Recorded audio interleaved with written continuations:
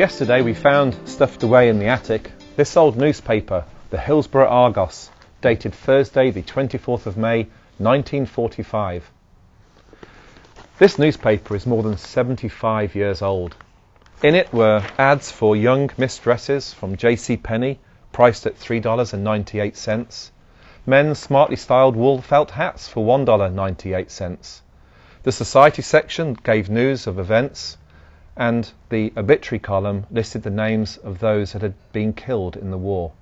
In many ways, this newspaper is not too different from a newspaper of today. All of the big names of that day are long dead and buried, and their activities died with them.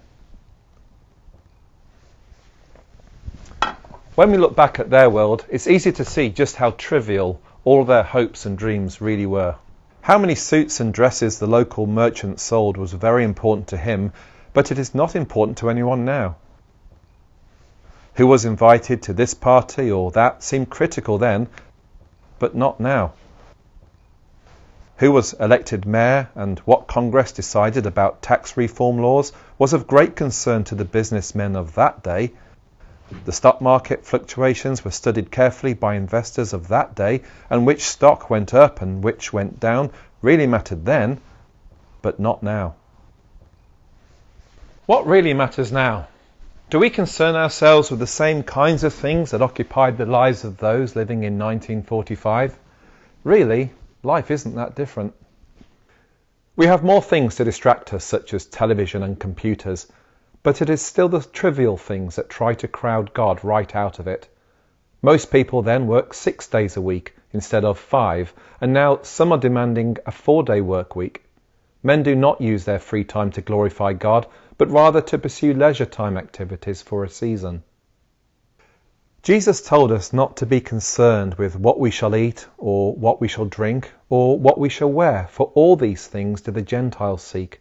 He was right. That is what they thought about 2,000 years ago, when Jesus Christ walked the dusty paths of Galilee. Those living in Galilee today are still thinking about these same mundane things. The men of Oregon 75 years ago concerned themselves with much of the same thoughts as the people of Oregon do today. As Jesus said, all of these things do the Gentiles seek. The question is, what do we seek? Where is our treasure? What is it that engages our time and attention? Are they things of lasting eternal value, or do we engage also in trifles light as air? It was quite an accomplishment to have one's name in the paper of 1945. It still is today. Those names in the 1945 paper are meaningless to us today, and so will the names in today's newspaper be in years to come. Some of those whose names were in that Thursday paper were thrilled beyond words to see their name in print. It was a dream come true, and yet we are not all impressed to see the name of one in that paper who has been dead for a long time. What difference does it make now? Whilst our names are probably not mentioned in today's papers, they are recorded in God's record book, and each day the things done for Christ are listed right after them. What have we done today? Life and time have a way of flying by, and before we know it, another day, another week, another month, yes, even years have flown by. What have we accomplished in the service of the Lord? Very soon, our lives will be over, either because we've reached the end of our days, or because Christ will have returned to reward each man according to his works.